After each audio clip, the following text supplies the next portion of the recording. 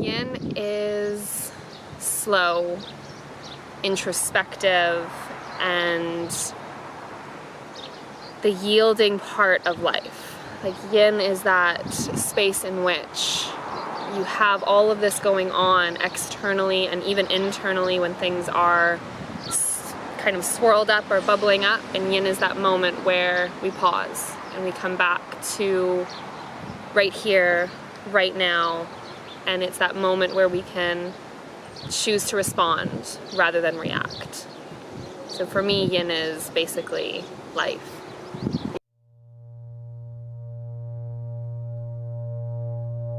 Great, and learning also about the neuroscience side of things, bringing in that mindfulness and the trauma-informed kind of training as well. Again, it's a new, different perspective and way of teaching, you know, more things to take on board.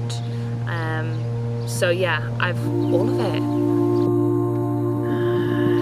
I'm really fascinated by anatomy, fascia, neuroscience, all of that stuff. I've kind of been digging into that myself anyway. So it's just reaffirmed that I love that, and so I'll probably, you know, take what we've learned away and add it into my little box and then delve a little bit deeper. I find that really exciting. All the neuroscience, the way the mind works and the way that the brain is neutral and we create our stories, it feels really empowering, and like I'm able to control my brain now.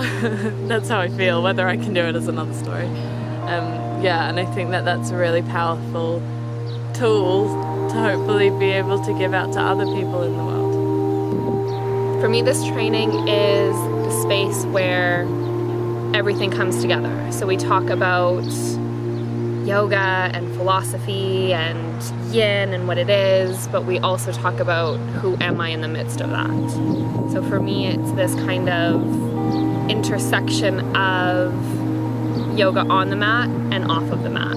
And this is where we can develop tools to help facilitate others in that space. But really it's about coming back to self and doing that first and foremost from right here, from finding that practice within and then taking it out into the world. Yeah, I like how it was from the approach of the body, like fix in science, just because I think then it's more open to everybody. So that's what I really liked about it. The thing that sticks with me the most is looking at it from a mental health perspective, and just being conscious of it when I take it back to actually teaching it in the studio. And how would you, yes, you know Amanda, but how would you explain it to somebody who never met her before, how she is and how she teaches? She's very professional. She really holds space very, very well, but she also has a warmth to her and a realness. I think that makes you feel really safe.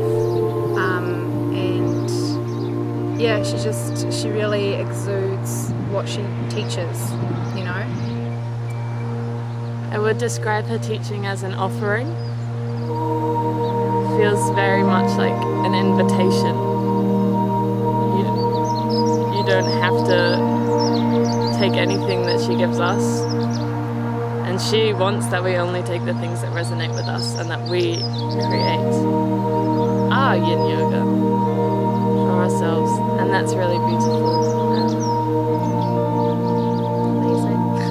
Honestly, yeah, just the way that she holds the space in a teaching setting, how she communicates with everyone. It's a really mindful way of communicating.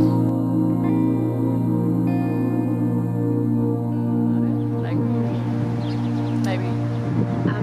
I think just follow it if it's reaching out to you and you feel like it's going to be a helpful part of your journey with your own yoga practice or with your teacher practice.